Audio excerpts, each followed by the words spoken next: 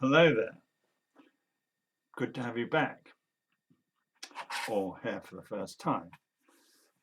This is a program of short articles that I'm reading, which I've written into a book called 150 Shards of Light.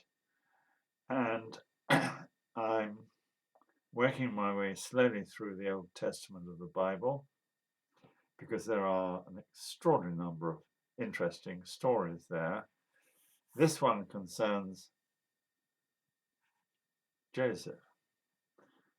Joseph was a remarkable man, and God used him in the most extraordinary ways, as we're about to find out, over probably about 3 or 4 articles. So I hope you'll stay with me. So here we are. Now, I don't think I was very likable in my teens. I used to tell tales about my half brothers, who I didn't particularly like. Unsurprisingly, this didn't go down well with them, nor did the fact that I was Israel's favorite son. I'll call him Dad to avoid confusion. Nor did the fact that Dad made me a really super special ornamented robe that none of the others had. They really hated me for all of that, and we didn't really have a kind word to say to each other.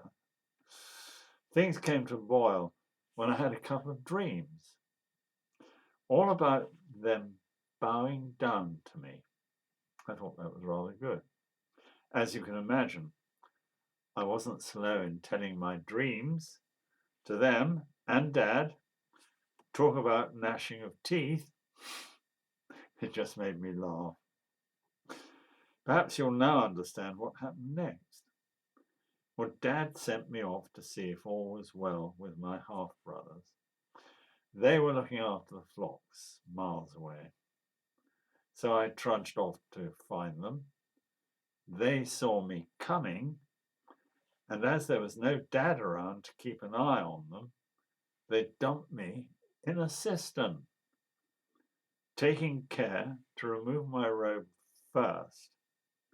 Fortunately, the cistern was dry, although there were a few scorpions around that I had to keep my eye on. I assumed my half-brothers wouldn't just leave me there, and sure enough, after a while, they hauled me out. I thought they were going to just have a laugh at my expense.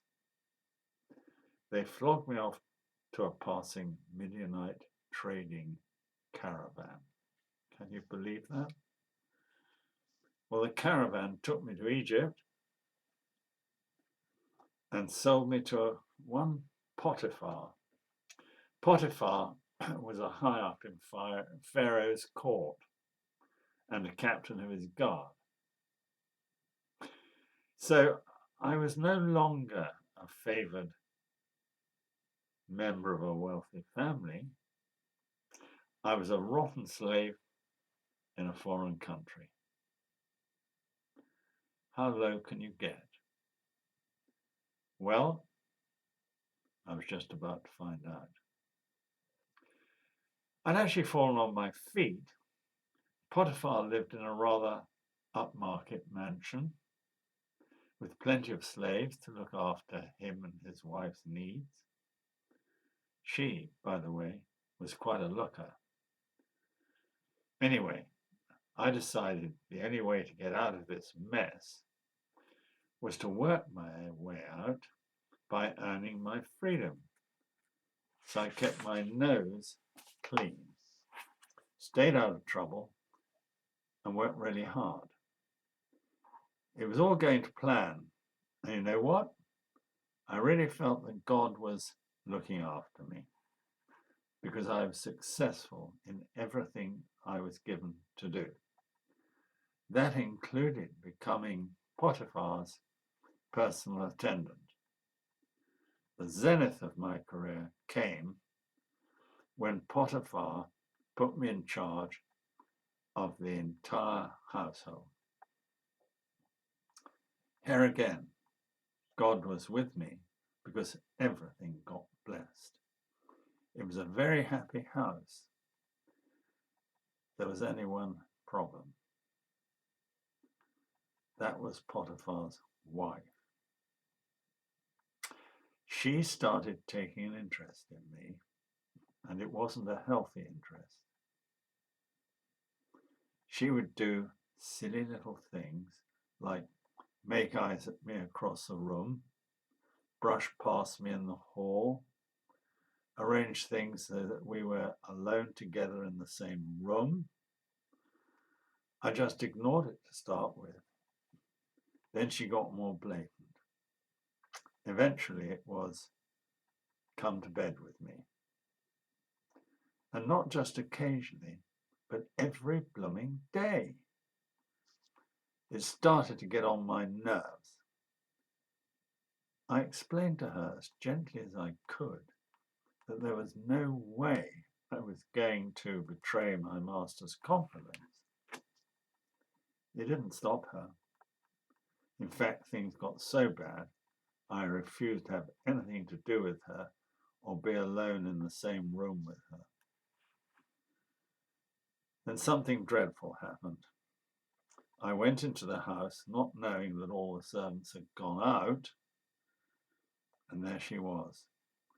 No sooner did I enter than she seized hold of my cloak and started with the come to bed with me again. I didn't stop. I ran straight out of the house, leaving my cloak in her hands. This infuriated her, and she turned against me. She told a pack of lies to the other servants about how I'd tried to force myself on her, that she'd screamed and I'd fled. Then when Potiphar returned home, she repeated the same pack of lies to him. It was no good defending myself. Who is he going to believe? A slave or his wife? So I got packed off to prison, and all my plans had come to naught over one stupid mistake. I would probably have ended there in misery and squalor, but for one thing, God was with me. And we'll find out how that works out in the next section of this story, this amazing story about Joseph. Thanks for watching and listening.